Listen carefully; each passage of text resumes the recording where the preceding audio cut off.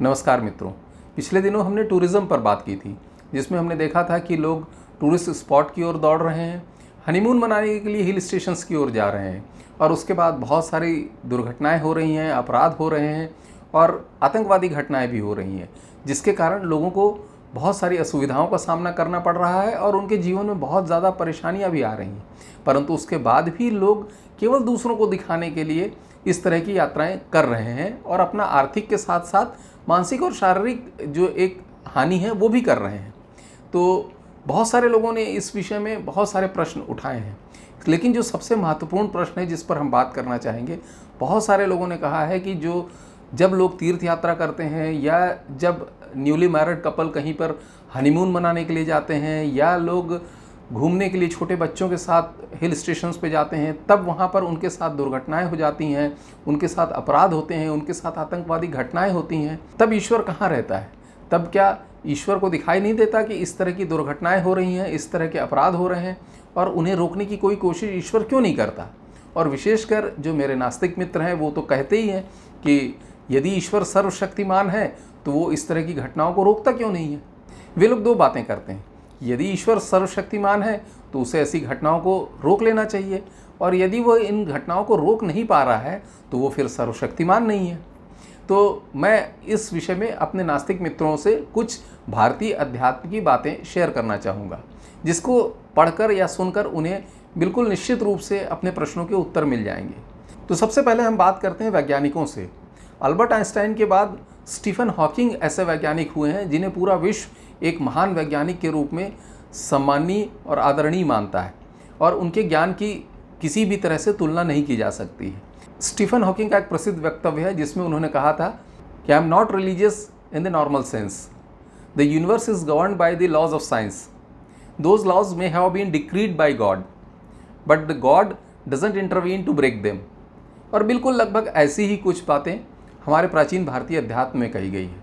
हमारे यहाँ ईश्वर को विधाता कहा गया है। विधाता का अर्थ होता है विधानस्य कर्ता, अर्थात जिसने विधान बनाया। तो स्टीफन हॉकिंग कह रहे हैं कि यह यूनिवर्स, यह विश्व कुछ विज्ञान के नियमों पर चलता है। मैं यह मान सकता हूँ कि वो नियम शायद ईश्वर ने बनाए हों, परंतु ईश्वर फिर उनके बीच में नहीं आता उनको तोड़ने के लिए। बिल्कुल ऐसी ही बात प्राचीन भारतीय अध्यात्म में भी कही गई है। भारतीय अध्यात्म में आपको ज्ञात होगा कि ईश्वर को हमने विधाता कहा है। विधाता का अर्थ ही होता है विधानस्य कर्ता, अर्थात विधान बनाने वाला। जिसने विधान बनाए वह विधाता है। तो ईश्वर ने विधान बनाए और उसके बाद फिर ईश्वर बीच में नहीं आता।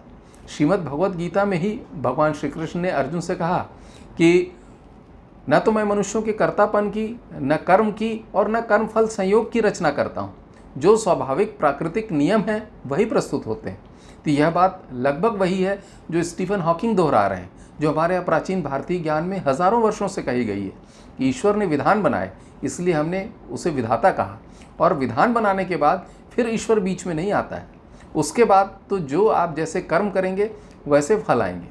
अब इस विषय में भी बहुत सारे लोगों के मतभेद हैं कि कई बार हमने वैसे कर्म नहीं किए पर फिर भी वैसे फल क्यों आ रहे हैं।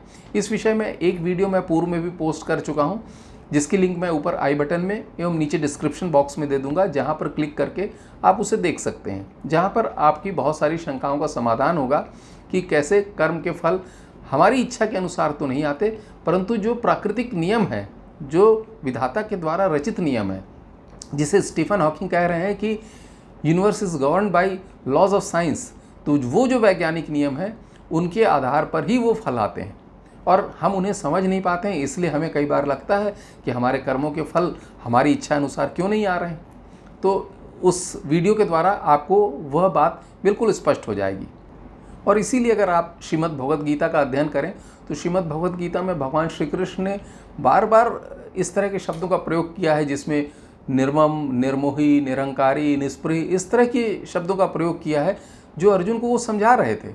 आज अगर हम देखें तो सामान्य बोलचाल की भाषा में हम इन शब्दों के अर्थ अच्छे अर्थों में नहीं लेते हैं। निर्मम को हम अच्छा नहीं मानते हैं, निर्मोही को हम अच्छा नहीं मानते हैं। निर्मम का अर्थ क्या होता है? निर्मम का तो साधारण अर्थ हम ये निकालते हैं कि निर्दयी या क्रूर, परंतु श्रीमद् भगवद गीता के अनुसार ऐसा नहीं है। निर्मम का अर्थ ही होता है जिसमें मम का भाव नहीं है, अर्थात मेरापन का भाव नहीं है। और जब मेरापन का भाव नहीं है तो उसे सभी से समान रूप से प्रेम होगा। हमारा जो अहंकार बढ़ता है वो मेरेपन के भाव के कारण बनता है। जितना ज़्यादा हमारे अंदर अहंकार होगा उतना ज़्यादा हमारा मेरापन होगा, और जितना मेरापन होगा उतना ज़्यादा हमें उन वस्तुओं से या उन व्यक्तियों से मोह होगा, और जितना ज़्यादा मोह होगा उतना ज़्यादा हमें जीवन में दुख भी होगा। तो मैं है तो मेरा है, और जब मेरा है तो मोह है, और जब मोह है तो दुख है, क्योंकि हम उनसे बहुत सारी कामनाएं करते हैं, और जब वैसा नहीं होता है तो हमें दुख होता है। तो हमें सबसे पहले इस मैं और मेरापन को दूर करना पड़ेगा, जिसके लिए भगवान श्री कृष्ण ने श्रीमद् भगवद गीता में निर्मम, निर्मोही, निरंकारी, निष्प्रह जैसे शब्दों का प्रयोग किया है। तो बिल्कुल स्पष्ट है, श्रीमद् भगवद गीता में ही भगवान श्री कृष्ण कहते हैं कि ना तो मुझे कोई अप्रिय है और ना ही कोई प्रिय है, क्योंकि ईश्वर तो स्वयं इन सब बातों से ऊपर है, उसके लिए सभी बराबर हैं। और जो भी परिणाम आ रहे हैं या जो भी फल आ रहे हैं वो प्राकृतिक नियमों के अनुसार आ रहे हैं, जो कि विधाता ने रच रखे हैं। और इसीलिए कई बार लोग कहते हैं कि होई है वही जो राम रचि राखा। इसका अर्थ हम बहुत गलत रूप में लेते हैं। हम ये सोचते हैं कि यह दुर्घटना ईश्वर ने रच रखी है। बिल्कुल ऐसा नहीं है। ईश्वर ने तो विधान बनाए हैं, उस विधान के अनुसार परिणाम आ रहे हैं। हम उन विधान पर अगर नहीं चलते हैं तो वैसे परिणाम हमें देखने को मिलते हैं। हाँ, इसमें बहुत सारे लोगों के सामूहिक कर्मों का फल भी आ सकता है जो हमें समझ में नहीं आता है। साथ ही साथ एक विषय और भी उठ रहा है।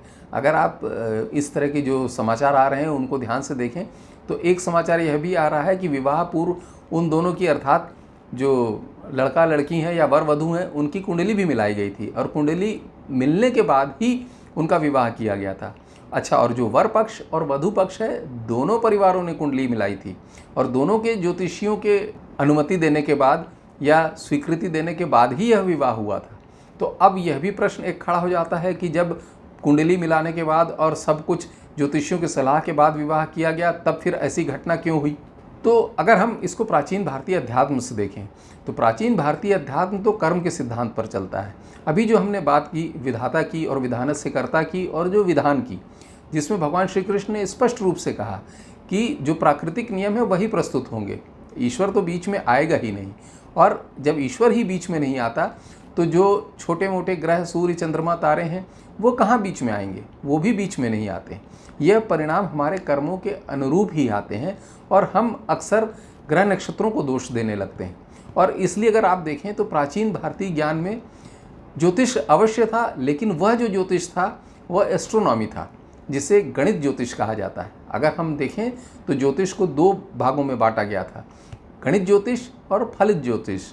गणित ज्योतिष वह है जिसे हम आज मॉडर्न साइंस में एस्ट्रोनॉमी के नाम से जानते हैं। एस्ट्रोनॉमी अर्थात जो सेलेस्टियल बॉडीज़ हैं, सूर्य, चंद्रमा, तारे, जो ग्रह उपग्रह हैं, उनकी गति की गणना, उनकी स्थान की गणना, उनके पोजीशन की गणना, और उसके आधार पर जो वायुमंडल में प्रभाव पड़ रहा है, जो प्रकृति में परिवर्तन आ रहे हैं, उसका अध्ययन करना, वो एस्ट्रोनॉमी है। परंतु कालांतर में, समय के साथ बाद में अगर देखें तो हमने उसमें फलित ज्योतिष को भी जोड़ दिया, जो कि एस्ट्रोलॉजी कहलाता है। फलित ज्योतिष का अर्थ यह है कि उन ग्रह नक्षत्रों के आधार पर आपका भविष्य या आपका भाग्य तय होना, जो कि प्राचीन भारतीय ज्ञान के अनुसार आपको कहीं देखने को नहीं मिलेगा। किसी प्राचीन भारतीय ज्ञान में इस तरह का वर्णन आपको नहीं मिलेगा। आप हमारे पुराने वेदों को देख लीजिए, उपनिषदों को देख लीजिए, श्रीमद् भगवद गीता का अध्ययन कर लीजिए, वहाँ पर कहीं पर भी आपको इस तरह का वर्णन नहीं मिलेगा कि इस तरह के ग्रह नक्षत्र थे, या इस नक्षत्र में जन्म हुआ था, या मांगलिक थे या नॉन मांगलिक थे और उसके आधार पर ऐसा परिणाम आया। इस तरह का वर्णन आपको कहीं भी देखने को नहीं मिलेगा। बल्कि अगर आप देखें तो प्राचीन समय में तो स्वयंवर से विवाह होते थे।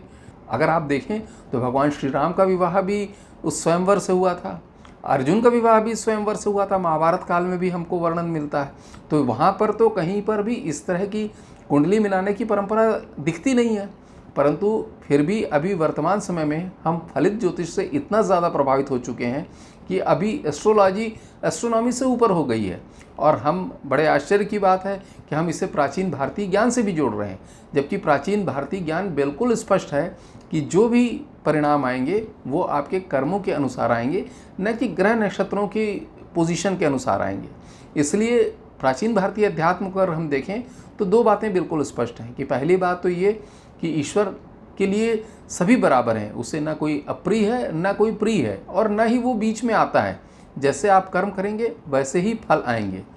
और दूसरी सबसे महत्वपूर्ण बात कि जब ईश्वर ने ही कह दिया कि जब जो कर्म होंगे, जो स्वाभाविक प्राकृतिक नियम होंगे वही प्रस्तुत होंगे, तो फिर ग्रह नक्षत्र क्यों बीच में आएंगे? क्योंकि वो भी तो आखिर ईश्वर या उस विधाता के द्वारा बनाए गए विधान से ही संचालित हो रहे होंगे। तो हमें यह समझना बहुत महत्वपूर्ण है कि हम अंधविश्वासों में न फंसें, हम अपना जीवन किसी भी तरह के पाखंड या अंधविश्वास से गलत मार्ग पर न ले जाएं, और साथ ही साथ जो प्राचीन हमारा भारतीय ज्ञान है, जो वैज्ञानिक ज्ञान है, हम उसका अध्ययन करें। और जो हमें स्वयं साक्षात भगवान श्री कृष्ण ने समझाया है, जो गीता का उपदेश दिया है, यदि हम उसका ही अध्ययन कर लेंगे तो हम बहुत सारे अंधविश्वासों से मुक्त हो सकते हैं, बहुत सारे रूढ़िवादिताओं से मुक्त हो सकते हैं, बहुत सारे कर्मकांड, बहुत सारे पाखंड, इन सब से हम दूर हो सकते हैं और अपना जीवन आनंद से व्यतीत कर सकते हैं। तो मैं आशा करता हूँ कि आप लोग एक बार श्रीमद् भगवद गीता का अध्ययन अवश्य करेंगे, जिससे आपकी सारी शंकाओं का समाधान होगा और आप बहुत सारे अंधविश्वासों से मुक्त हो सकेंगे। आशा है यह वीडियो आपको अच्छा लगा होगा, यह जानकारी आपको अच्छी लगी होगी। यदि यह जानकारी आपको अच्छी लगी हो तो कृपया इस वीडियो को लाइक करें एवं चैनल को अवश्य सब्सक्राइब करें। कृपया बेल नोटिफिकेशन भी अवश्य क्लिक करें, जिससे कि इस तरह की वीडियो की जानकारी आपको समय पर मिल सके। इस चैनल का उद्देश्य ही है प्राचीन भारतीय ज्ञान, विशेषकर जो आध्यात्मिक ज्ञान है और पूर्णतः वैज्ञानिक है, वो कैसे ज़्यादा से ज़्यादा लोगों तक पहुंच सके। इसके लिए आपको भी सहयोग करना पड़ेगा। इस सहयोग के लिए केवल आप इस वीडियो को ज़्यादा से ज़्यादा लोगों तक शेयर करें, अपने विचारों से हमें कमेंट बॉक्स में अवगत कराएं और वीडियो को लाइक करें, तो यह अपने आप YouTube के एल्गोरिदम के अनुसार ज़्यादा लोगों तक पहुंच सकता है। अभी मेरे ज़्यादातर वीडियो देखने वाले वो लोग हैं जिन्होंने चैनल को सब्सक्राइब नहीं किया हुआ है। कृपया चैनल को अवश्य सब्सक्राइब करें, क्योंकि इससे आपको कोई फ़र्क नहीं पड़ता और ना ही किसी तरह का आर्थिक बोझ आपके ऊपर पड़ता है, परंतु इससे चैनल को अवश्य फ़र्क पड़ता है, इससे वीडियो को अवश्य फ़र्क पड़ता है, क्योंकि तब यह वीडियो ज़्यादा लोगों तक पहुंच सकता है। तो यदि आपको ऐसा लगता है कि इस वीडियो में ऐसी कुछ बात है जो ज़्यादा लोगों तक पहुंचनी चाहिए, जो ज़्यादा भारतीयों को जाननी चाहिए, तो कृपया इसे लाइक करें, चैनल को सब्सक्राइब करें एवं वीडियो को अपने अन्य मित्रों के साथ शेयर करें। धन्यवाद।